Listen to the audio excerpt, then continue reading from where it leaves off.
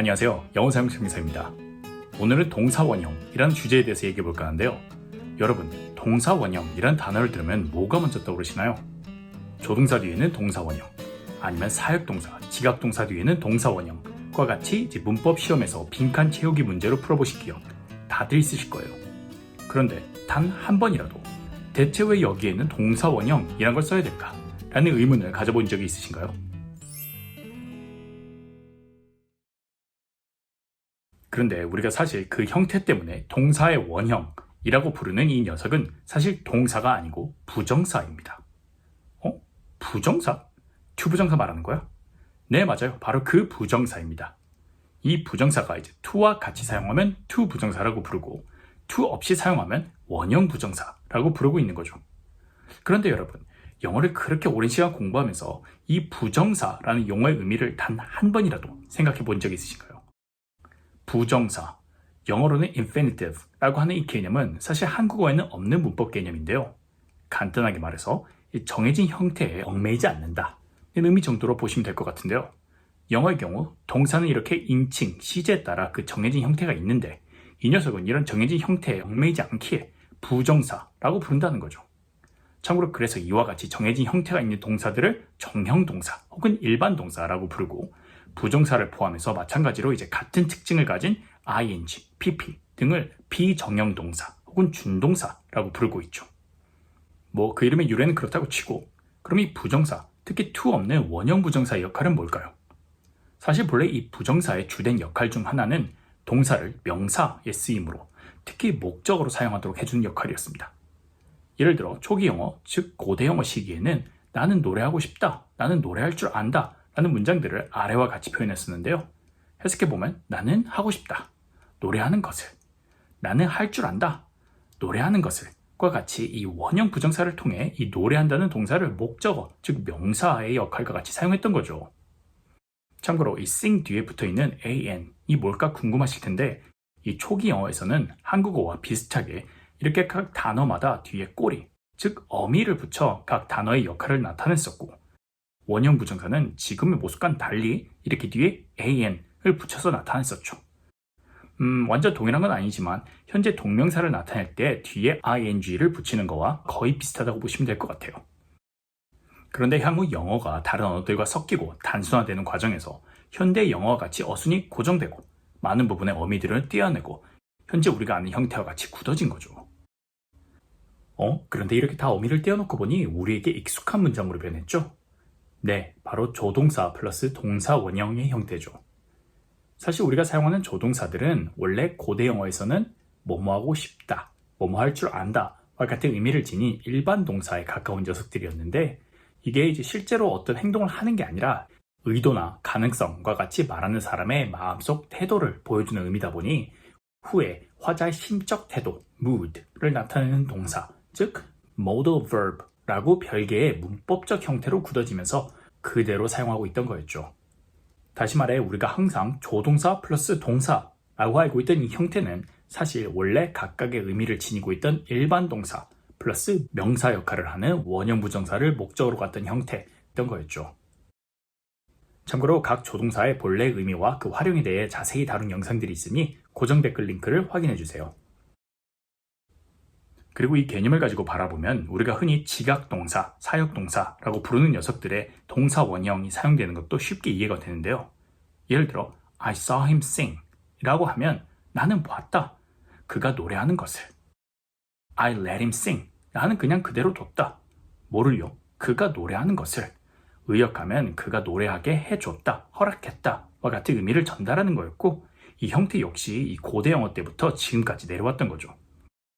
참고로 학교에서 배우는 문법에 따르면 여기서 이 원형 부정사는 목적어를 보충해준다고 목적격 보어로 분류하는데요. 이 명사와 형용사만 올 수 있다는 목적격 보어의 위치에 명사의 역할을 하는 원형 부정사가 쓰이는 건 사실은 자연스러운 현상이라는 거죠.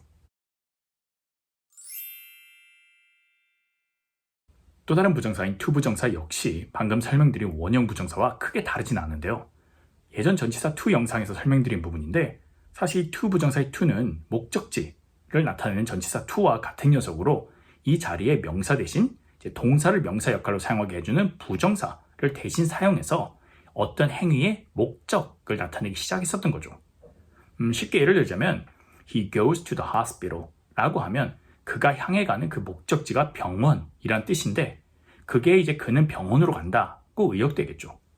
마찬가지로 He goes to help 플러스 부정사 형태를 나타내는 NA 라고 하면 그가 가는 목적이 돕는 거라는 거고 이걸 의역하면 그는 돕기 위해 간다, 도우러 간다 라는 의미를 전달한다는 거죠. 그리고 원형 부정사와 마찬가지로 이 to 부정사 역시 그 어미가 떨어지면서 이 to 뒤의 부정사는 완전히 동사의 모습과 같이 변하면서 이 to 역시 원래 가지고 있던 전치사의 역할은 잃어버리고 지금과 같이 별도의 이제 to 부정사라는 개념으로 떨어져 나온 거죠. 지금부터는 동사 원형 하면 빠지지 않는 사역동사에 대해서 좀 얘기해 볼까 하는데요. 앞서 왜 사역동사 let이 목적보어로 원형 부정사를 사용하는지 간단하게 설명해 드렸었죠. 그런데 혹시 영어 공부하시면서 이런 의문 가져보신 적 있으신가요? 사역동사라고 배우는 make, have, let은 목적보어로 원형 부정사를 사용하는데 왜 이 동사들과 비슷한 의미를 지닌 force, get, allow는 목적보어로 to 부정사를 사용하는 걸까? 이해된 질문을 답하기 전에 먼저 저 사역동사라는 문법 용어에 대해 잠깐 짚고 넘어가야 할 것 같은데요. 사실 영어 문법에는 사역동사와 정확히 일치하는 개념은 없습니다. 대신 그보다 더 상위 개념인 causative verb라는 용어가 있는데요. cause, 즉 유발하다, 야기한다는 뜻 그대로 주어가 다른 대상이 어떤 행동을 하도록 상태가 변하도록 한다는 의미를 지닌 동사들로 그 방법이나 이제 강제성에 따라서 남이 어떤 행동을 하도록 시킨다. 의미 외에도 어떤 행동을 하도록 허락한다 혹은 도와준다 등 다양한 의미들의 동사들이 이 넓은 의미의 causative 동사에 포함되어 있죠. 그리고 보시듯이 이 causative 동사들은 목적보어로 원형 부정사뿐 아니라 to 부정사를 사용하는 동사들도 포함하고 있는데요. 이것들 중에 문법적으로 분류를 하기 위한 목적으로 원형 부정사를 취하는 동사들만 한데 묶어서 사역동사라는 용어로 부르고 있는 걸로 추측되는데요. 따라서 우리가 혼동을 피하기 위해서 앞으로는 사역동사란 용어가 아니고 그 상위 개념인 causative 동사 혹은 한국어에 사동, 피동할 때 말하는 사동이라는 표현을 사용하도록 하겠습니다. 그런데 보시듯이 이 causative 동사들 중 동사 원형을 목적보어로 사용하는 동사는 make, have, let, 그리고 help 밖에 없고 나머지는 전부 다 to 부정사를 목적보어로 사용하는 형태인데요. 대체 어떤 이유 때문일까요? 결론부터 말씀드리자면 이 둘은 애초에 그 시작점도 의미도 causative, 즉 사동의 의미를 나타내는 방식도 다른 완전 별개 형태이기 때문입니다. 먼저 그 시작점에 대해서 비교해보자면 앞서 설명드린 대로 이 원형 부정사를 목적보어로 사용해서 사동의 의미를 나타내는 형태는 고대 영어부터 존재했었다고 했었죠. 반면 to 부정사를 통해 사동의 의미를 나타내는 새로운 형태는 중세 영어부터 시작했는데요. 지배계층의 언어인 이제 프랑스어로부터 유입된 수많은 새로운 단어와 to 부정사 사용의 확장이 맞물려서 생겨난 결과라고 보시면 될 것 같은데요. 실제로 이렇게 보시듯 원형 부정사를 사용하는 make, have, let, 그리고 help만 고대 영어부터 쓰인 단어고 그 외 causative 동사들은 대부분 프랑스어나 라틴어에서 온 단어들이죠. 그리고 우리가 구어체, 즉 말로 할 때는 순우리말 단어로 위주로 사용하고 글이나 격식 있는 상황에서는 한자어로 된 단어를 사용하는 경향이 있듯 영어 역시 이와 같은 이유로 구어체에서는 make, have, let, help와 같은 고대 영어부터 사용된 단어들을 force, allow, persuade 등과 같이 프랑스어나 라틴어에서 온 단어들은 격식 있는 상황에서 주로 사용하고 있죠. 그리고 사실 이 make, have, let의 사용 빈도가 훨씬 더 높은 이유가 하나 더 있는데요. 이건 바로 이 단어들의 의미와 관련이 있습니다. 이 동사들의 본래 의미가 뭐죠? 네, 만들다, 가지다, 그리고 허락하다가 아니고 그냥 놔두다입니다. 그리고 어휘가 그렇게 다양하지 않던 시절 그 사람이 그런 행동을 하는 것을, 즉 그런 상황을 주어가 만들다, 가지다, 그냥 두다 라는 의미가 이제 비유적으로 사동의 의미를 전달해서 그 사람이 어떤 행동을 하게 한다, 하게 해준다 같은 의미로 쓰이기 시작한 건데요. 사실 이 형태는 이 한국어의 번역과 마찬가지로 구체적인 방법에 대한 명시는 없이 단지 그 결과만 나타내는 뉘앙스라서 문맥에 따라서 이제 다양한 의미를 전달할 수 있기 때문에 훨씬 더 활용 범위가 넓고 자연히 사용 빈도도 높겠죠.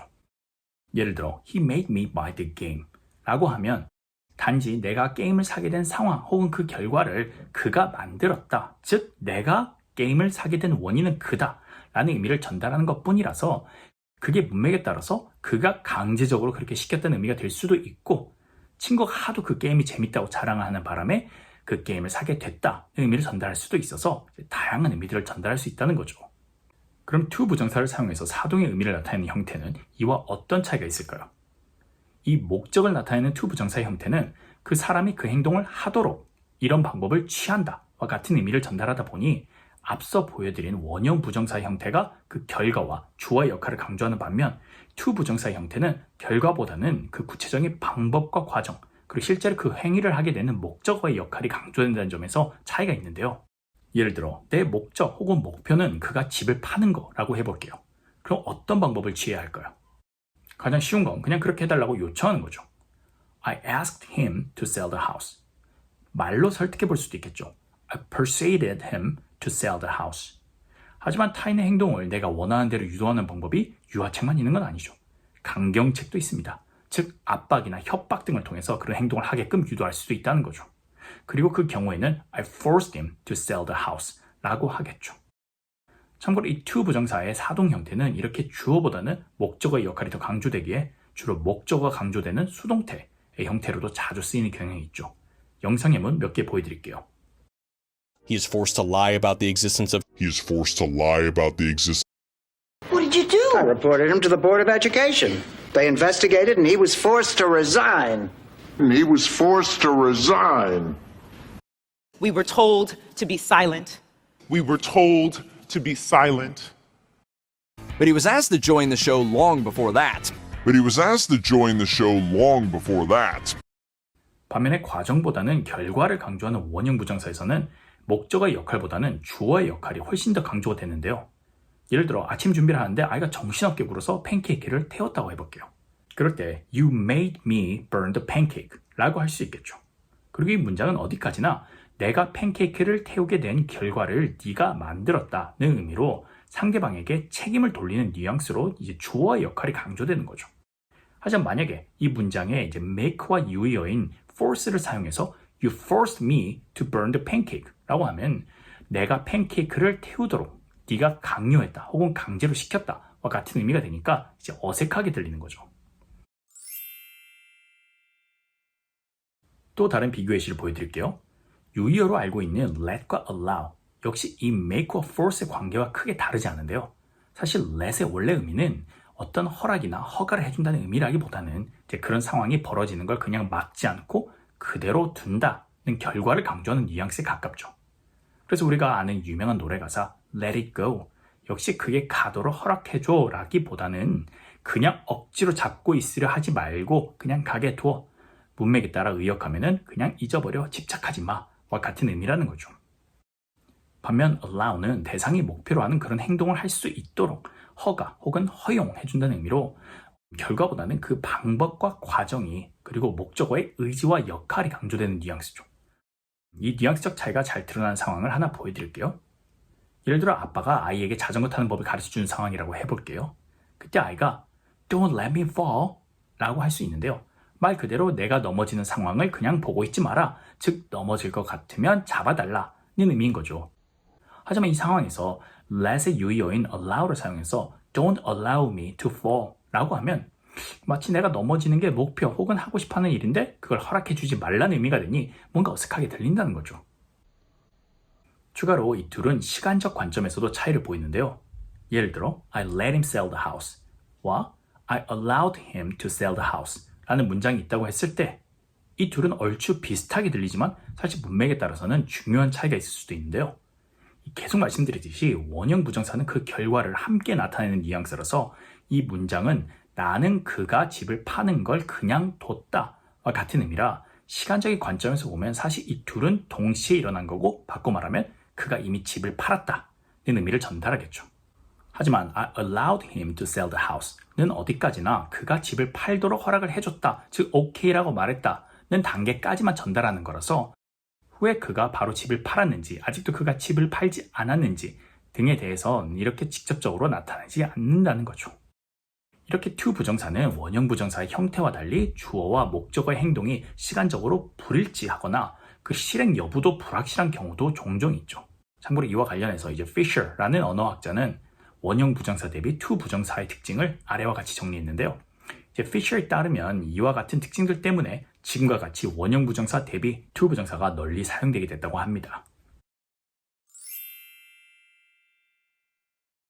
이번에 비교해볼 문장은 have와 get인데요. 흥미롭게도 이 두 동사는 둘 다 같다는 의미가 이제 비유적으로 사동의 의미를 전달하고 있는데 이 have는 원형 부정사를, get은 to 부정사를 목적보어로 사용하고 있죠. 이 get이 본격적으로 쓰인 게 중세 영어부터일 수도 있겠지만 실은 이 둘이 그렇게 다른 형태로 쓰이는 데는 이 두 동사의 뉘앙스 차이의 영향이 큰 것으로 보여집니다. 간단하게 설명드리자면 have는 무언가를 소유하고 있는 상태를 강조하는 뉘앙스인 반면 get은 나에게 없던 것을 갖게 된다 혹은 얻어낸다는 상태의 변화를 강조하는 뉘앙스를 전달하고 있습니다. 그리고 이 뉘앙스적 차이를 타인이 어떤 행동을 하게 한다는 사동의 개념에 적용해보면 have는 이미 내가 상대방의 그런 행동을 하게 할 만한 권한 혹은 명분을 지니고 있기에 그렇게 하게 하는데 특별한 노력이 필요하지 않다. 즉 시키면 당연히 그렇게 해준다는 뉘앙스를. get은 나에게 그럴 권한이나 명분이 없기 때문에 혹은 상대방이 그렇게 해줄 의향이 없기 때문에 상대방이 내가 원하는 목표를 하도록 즉 변화시키는데 노력이 필요하다. 혹은 그게 쉽지 않다는 뉘앙스를 전달하는 거죠. 그러기에 단순히 결과를 나타내는 원형 부정사가 아닌 대상이 그런 행동을 하게끔 즉 마음을 움직이도록 한다는 개념을 지닌 to 부정사가 이 get에는 함께 사용되고 있다는 거죠. 그럼 먼저 have의 활용에 대해 조금 더 자세히 살펴볼게요. 방금 have는 이미 내가 상대방이 그런 행동을 하게 할 만한 권한 혹은 명분을 지니고 있는 상황이라서 상대방이 당연히 군말 없이 내가 원하는 대로 행동을 해주는 상황이라고 했는데 그게 어떤 경우일까요? 첫 번째로 내가 마땅한 값을 지불하고 시키는 경우죠. 돈을 주고 물건을 사듯 상대방에게 돈을 주고 그 서비스를 have, 즉 가진 거죠. 두 번째 상황, 말 그대로 그걸 시킬 만한 권한이 있는 거죠. 업무상 이제 상하관계가 대표적인 경우고 부모가 아이에게 시키는 경우도 이에 포함되겠죠. 그리고 마지막 세 번째 상황, 정말 친밀한 관계라서 그냥 당연히 서로 가벼운 부탁 정도는 들어주는 거죠. 친한 친구 사이, 부부 사이, 그리고 경우에 따라서는 자식이 부모에게 하는 가벼운 부탁에도 이 have를 사용해서 표현할 수 있죠. 예를 들어 she had him paint the wall 이라는 문장이 있을 때 문맥에 따라서 1번 도배공을 불러서 돈을 주고 그렇게 했을 수도 있고 2번 상사가 업무상 부하 직원에게 시켰을 수도 있고 3번 아내가 남편에게 시켰을 수도 있지만 공통적으로는 그녀는 그가 벽에 페인트 칠하게 했다로 번역되고 당연히 시킬 만한 일을 시켜서 했다는 뉘앙스라는 거죠. 참고로 이 have의 가진다는 의미는 대부분의 경우 내가 원하는 무언가를 의도적으로 가진다는 걸 의미하지만 문맥에 따라서는 I had a car accident, I had a difficult time 처럼 주어가 원치 않지만 어쩔 수 없이 무언가를 가지게 되다, 즉 겪게 된다는 의미를 전달하고 있죠. 그리고 이 개념이 이제 대상이 그런 행동을 하는 상황을 주어가 가진다는 의미에도 반영돼서 He had his son die 3 years ago 라는 문장은 그는 3년 전에 자신의 아들을 죽게 했다 라고 해석하기보다는 그는 3년 전에 자신의 아들이 죽게 되는 상황을 가졌다, 즉 겪었다는 의미를 전달한다는 거죠. 참고로 같은 문장이더라도 이제 기독교 성경의 문맥에서는 He had his son die on the cross for us 라고 한다면 주어가 의도적으로 그런 상황을 가졌다는 걸 나타내서 하나님이 우리를 위해 그의 아들을 십자가에 죽게 했다와 같이 사동의 의미로 해석할 수도 있겠죠. 자, 그럼 지금부터는 get에 대해서 얘기해 볼까 하는데요. 앞서 get은 어떤 노력을 통해 상대방이 내가 원하는 목표를 하도록 변화시킨다는 뉘앙스를 전달한다고 했었죠. 그럼 그럴 생각이 없는 사람이 그 행동을 하도록 변화시키려면 어떻게 해야 할까요? 크게는 강제로 그렇게 시킨다는 강경책과 이제 회유책이 있겠죠. 그리고 get은 뺐다가 아닌 얻어내다는 의미에 가까운 만큼 강제적인 방법은 이 뉘앙스에 맞지 않고 회유책에 가깝죠. 즉 정리하자면 get은 그럴 생각이 없는 사람을 강제성 없이 내가 원하는 목표로 이끌어낸다, 회유책의 뉘앙스를 전달하고 구체적으로는 설득이라던가 동기부여 등이 있겠죠. 앞서 보여드린 이제 persuade의 의미와 비슷한데 훨씬 더 포괄적인 개념이라고 보시면 될 것 같아요. 참고로 그럴 생각이 없는 사람을 강제성 없이 내가 원하는 목표로 이끌어낸다는 것 자체가 애초에 쉽지 않은 일이다 보니 이 get은 I can't get him to stop smoking 혹은 How can I get him to exercise? 처럼 have와는 달리 이제 부정문이나 의문문으로도 자주 쓰이는 경향이 있죠. 자, 그럼 이제 make, have, get 이 세 동사의 뉘앙스를 비교해 볼까 하는데요. 이 세 동사, 한국어로는 대상이 뭐뭐하게 하다 라고 해석할 수 있지만 지금까지 설명드린 대로 그 뉘앙스가 다 다르죠. 예를 들어 내가 아이에게 차고를 청소하게 했다라는 문장이 있는데 만약 그걸 시키는 대로 순순히 네 라고 했으면 I had him clean the garage 라고 할 것 같아요. 즉 중립적인 뉘앙스라고 볼 수 있겠죠. 하지만 그런 애들은 잘 없죠. 그리고 이 포인트에서 용돈을 올려주겠다고 회의에서 청소를 시키면 I got him to clean the garage 라고 말할 것 같고, 반대로 청소를 안 하면 용돈을 깎아버리겠다고 겁을 줘서 청소를 시키면 I made him clean the garage 라는 표현이 뉘앙스상 더 잘 어울리겠죠. 참고로 이렇게 보시듯이 이 get은 흔히들 사역동사라고 불리는 녀석들과 그 활용적인 측면에서 유사한 점을 보이기에 to 부정사를 목적보호로 가짐에도 불구하고 그에 준한다고 준사역동사라고 부르고 있는 거겠죠. 추가로 이 세 동사는 수동과 완료로 나타내는 PP, 즉 과거분사 형태로도 쓰여서요. 이 문장들은 나는 차고가 청소되게 했다와 같은 의미를 전달하는데요. 수동의 형태인 만큼 누가 그 행동을 했는지보다는 그 결과 자체에 중점을 두고 말하는 뉘앙스인데 문맥에 따라서는 내가 아닌 타인을 통해서 그 행동을 완료했다는 의미를 전달하기도 하죠. 그런데 사실 이 형태에서는 지금까지 설명드렸던 이 세 동사의 뉘앙스 차이가 상대적으로 약하기도 하고 또 문맥에 따라서는 독특한 뉘앙스들을 전달하기도 하기 때문에 이에 대해서는 다음 기회에 더 자세히 다뤄보도록 하겠습니다. 자, 그럼 마지막으로 준사역동사로 불리우는 또 다른 동사 help에 대해서 얘기해 볼게요. 많이들 아시겠지만 이 녀석은 흥미롭게도 어느 한쪽이 아닌 원형 부정사와 to 부정사 둘 다를 목적보호로 사용하는 유일한 causative 동사인데요. 앞서 중세 영어부터 이제 to 부정사를 사용한 형태가 널리 퍼지기 시작했었다고 했었죠. 그런데 재밌는 건 이게 새로 프랑스어에서 유입된 단어에만 국한되지 않고 기존에 사용되고 있던 make나 help 같은 동사들에도 영향을 줘서 사실 make와 help는 중세 영어 당시 원형 부정사뿐 아니라 to 부정사 형태로도 쓰였었고 데이터에 따르면 되려 이 to 부정사 형태가 더 널리 쓰인 적도 있었다고 합니다. 그리고 이게 왜 다른 사역동사와는 달리 make와 help는 현재도 to 부정사를 취하는 수동태로도 쓰이는 이유 중에 하나인 거죠.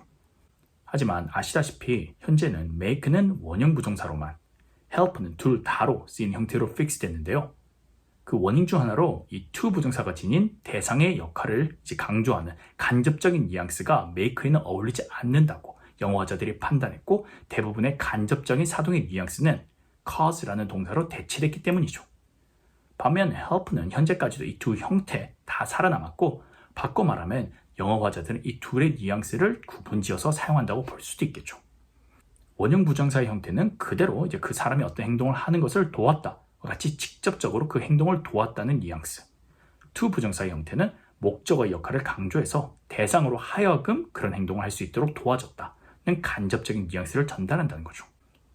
예를 들어 He helped me build a house와 He helped me to build a house 라는 문장이 있다면 전자는 그는 내가 집을 짓는 것을 도왔다는 의미로 뭔가 직접적으로 집을 짓는 것에 관여한 뉘앙스라면 후자는 그는 내가 집을 지을 수 있도록 도와줬다 와 같은 의미로 실제로 집을 지은 건 나고 그런 나를 간접적으로 서포트해줬다는 뉘앙스를 전달한다는 거죠.